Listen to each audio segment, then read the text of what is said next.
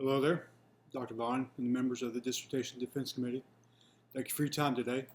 My name is David Overstreet, and I'm a doctoral candidate at Baylor University's Doctorate of Education, Leadership, and Organizational Change program. I'm here to present my study, a comparative examination of resiliency between traditional and hybrid trained emergency medical responders in Central Texas, a quantitative study. As a practitioner with 25 years experience in mobile intensive pre-hospital care, I have witnessed firsthand the profound operational demands placed on our workforce. This study stems from a critical need to understand how the training delivery models accelerated by the COVID-19 pandemic intersect with the psychological readiness and long-term sustainability of our frontline responders. To ground this study, let's look at the background and the critical needs assessment that prompted this inquiry. The COVID-19 pandemic severely disrupted traditional face-to-face emergency responder education, prompting a rapid and widespread shift towards hybrid learning models. While these digital-first frameworks preserved instructional continuity, they emerged just as the industry faced unprecedented pressures. The Bureau of Labor Statistics projected a 6% employment growth for emergency medical responders from 2023 to 2033, driven by an aging demographic and an expanding scope of practice in community and disaster response. However, our workforce is facing a severe retention crisis.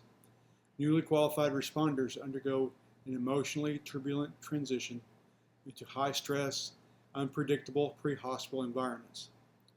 When resiliency and self-efficacy are compromised, personnel become highly vulnerable to occupational burnout, physical stress, fatigue, and early attrition. Adopting hybrid pathways without understanding their impact on student psychological coping mechanisms creates a potential readiness gap that we cannot afford to ignore.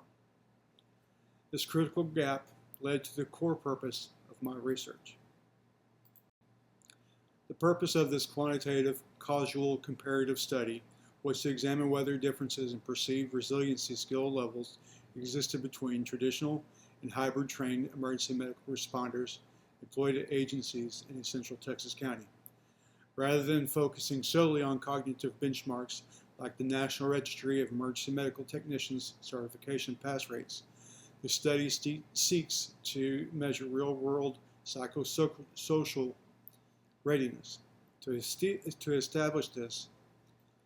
achieve this, I established 4 primary research questions to evaluate if statistically significant differences exist between traditional hybrid trained groups across 4 specific domains: self-efficacy, self-regulation, social support, and overall resiliency. To structure this investigation, I grounded the study in a robust social cognitive framework.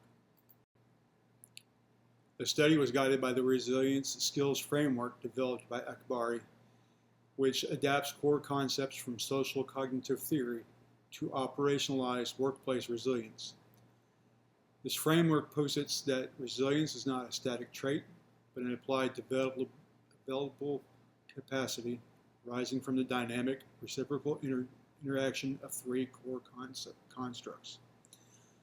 1. Self-efficacy, task-specific confidence in one's ability to cope and perform under pressure.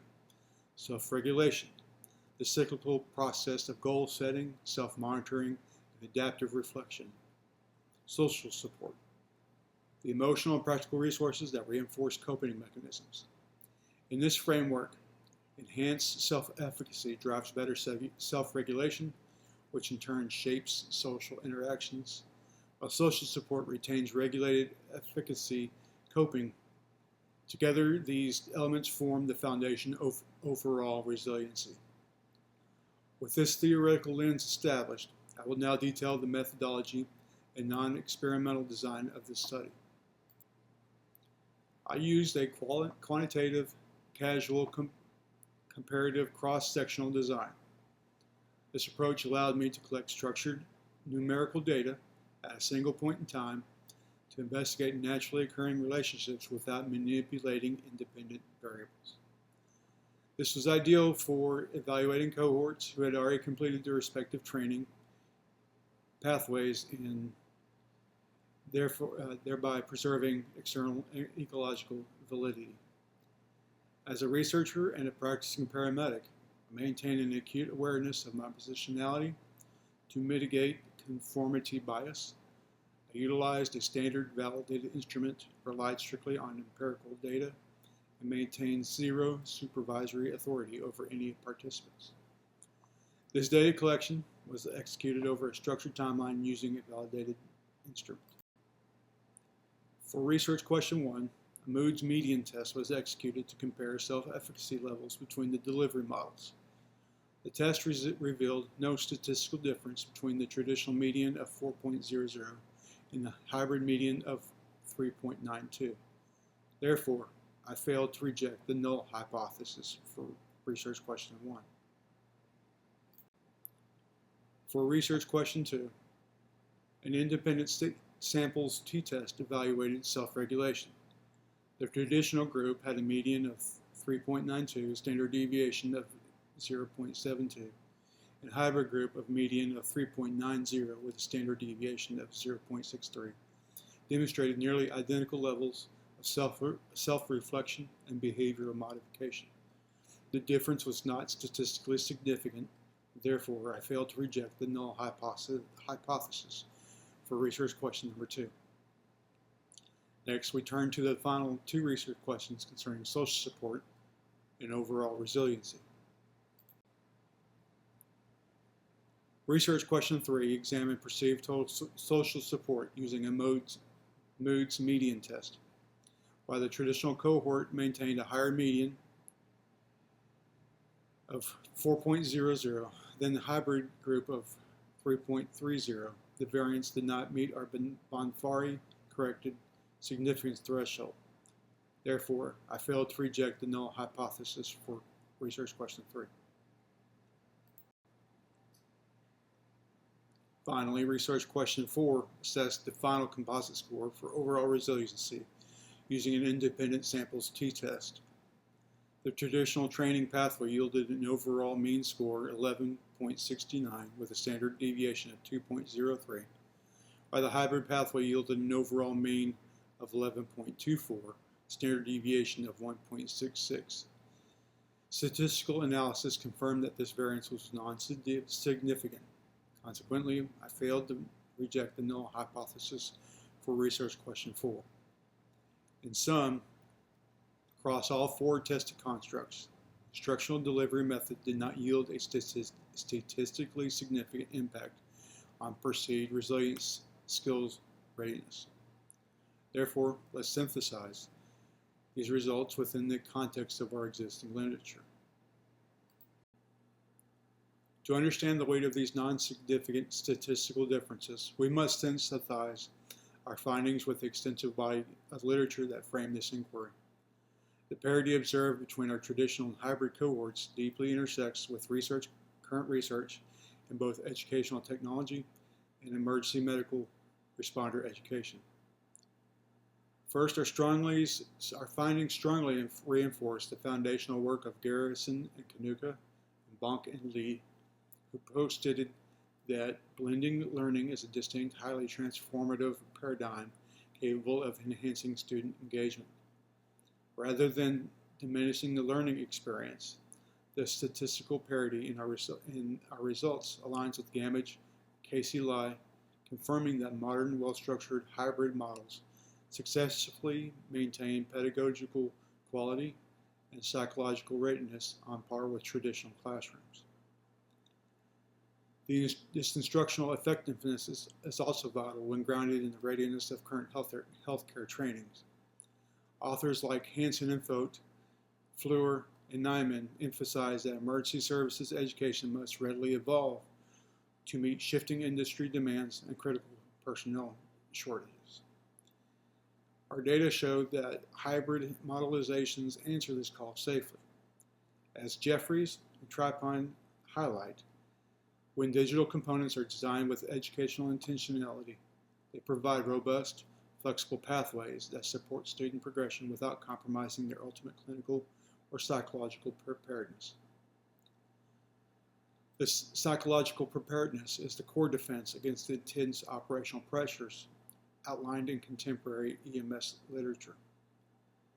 Austin, Barth, and Spicer have heavily documented the high rates of post-traumatic stress, anxiety, and early career burnout that threaten our frontline workers. Their study demonstrates that the training delivery models does not fundamentally alter a student's internal coping mechanisms. This finding expands upon the work of Ford and O'Brien and Akinatayo regarding occupational stress, demonstrating that hybrid-trained graduates enter the field with the exact same baseline of task-specific self-efficacy and self-regulation as their face-to-face peers. Finally, our findings regarding social support echo the workforce integration challenges identified by Allison and Mungray. While medical responders face immense environmental stressors upon transition into the field, our data reveal that hybrid delivery does not hinder a student's ability to perceive or utilize systemic support networks. Ultimately, the literature established, and my study confirms, that hybrid education stands as a rigorous, validated framework capable of preparing resilient responders for the realities of modern pre-hospital care. With these extensive theoretical and empirical alignments established, let us transition directly to the practical implications and actual recommendations generated for the pre-hospital medicine industry. These results offer immediate and practical utility across 4 distinct domains. For EMS administrators, the study provides a vital evidence base showing that hybrid programs are a highly viable, effective modality to scale training, maximize recruitment reach, and directly address severe workforce attrition without compromising the psychological, social preparedness of graduates. Administrators can confidently hire hybrid-trained personnel knowing their baseline psychological readiness matches legacy cohorts. For the emergency medical responder program educators, these findings support expanded hybrid pathways to reduce geographical barriers for non-traditional and rural adult learners. However, educators must ensure that these digital frameworks preserve robust, high-fidelity, in-person clinical components and purposefully integrate continuously reinforced models, such as mindfulness-based interventions to protect and sustain resilience over time. For regional policymakers, state and regional regulatory bodies should utilize this data to support the formal accreditation, funding, and expansion of hybrid emergency medical education. Transitioning to these flexible models help build a more sustainable, geographically distributed pipeline of qualified responders to meet growing community and disaster response demands. For researchers, the study establishes a rigorous baseline for examining psychosocial variables in emergency medical training. Researchers should build upon this work by implementing longitudinal designs to track how these resilience metrics shift over responders' first 24 hours in the field, or by examining larger multi-state cohorts to further validate these findings. To effectively translate this data into regional practice, my study includes a comprehensive results distribution proposal tailored specifically for these programs, directors, agency executives, and policymakers. In evaluating the outcomes of this study, several critical limitations must be acknowledged. First, while our sample size of 71 participants was highly verified and geographically pure, it fell short of the original 128 target indicated by the G-power analysis. This smaller sample size inherently limits the statistical power of the quantitative analysis and increases the risk of type 2 errors. Second, data collection relied entirely on self-reported survey metrics. This introduces potential subjectivity, as participants may over-report or under-report their actual coping capabilities due to social desirability or recent operational stressors. Finally, the cross-sectional nature of this research captures resilience skills at a single point in time. It does not account for the longitudinal evolution of these psychological constructs as responders accumulate field experience over their careers. To address these boundaries, future research should implement longitudinal designs to track how these resilience metrics fluctuate across responders' first 24 months in the field, alongside expanding sample boundaries beyond a single central Texas county. In conclusion, while these limitations guide how we interpret the data, this study demonstrates that instructional delivery methods do not significantly alter the development of self-efficacy, self-regulation, or social support in emergency medical responders. Hybrid education stands as an empirically validated framework capable of sustaining psychological resilience, providing a reliable pathway to bolster and secure our frontline emergency medical workforce for the future. A critical component of the study is ensuring that these empirical insights move beyond the archive and directly into the hands of industry practitioners. To achieve this, I have designed a multi-tiered results distribution plan targeting both academic and operational leadership. First, I will distribute a synthesized, highly level executive summary directly to the leadership, training coordinators, and medical directors of the agencies within the Central Texas County involved in this study. This ensures local policymakers can immediately leverage the data for their recruitment and curriculum planning. To contribute to the broader academic literature on emergency medical education, I intend to submit manuscripts detailing these findings to prominent peer-reviewed journals, specifically the Pre-Hospital Emergency Care Journal and the Journal of Emergency Medical Services. Finally, I plan to present this research at major state and national industry conferences, such as the Texas EMS Conference and the National Association of EMS Educators Annual Symposium. Presenting in these venues allows for direct dialogue with program directors and policymakers who are actively designing the future of emergency medical responder training frameworks. By executing this structured distribution strategy, this study will actively support evidence-based decision-making across the workforce. To conclude this presentation, thank you again to my advisor and defense committee, family, friends, colleagues, and coworkers for your guidance, support throughout this journey. I'm now open to your questions.